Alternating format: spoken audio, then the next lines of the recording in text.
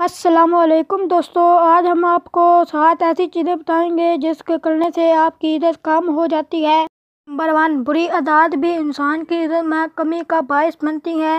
عزت میں اضافے کے لیے ضروری ہے کہ انسان اپنی تمام بری عادات ختم کر دے۔ نمبر 2، بہت غصہ بھی انسان کی عزت میں کمی کا باعث ہوتا ہے۔ غصہ ضرور کیا کریں مگر حد سے زیادہ نہیں۔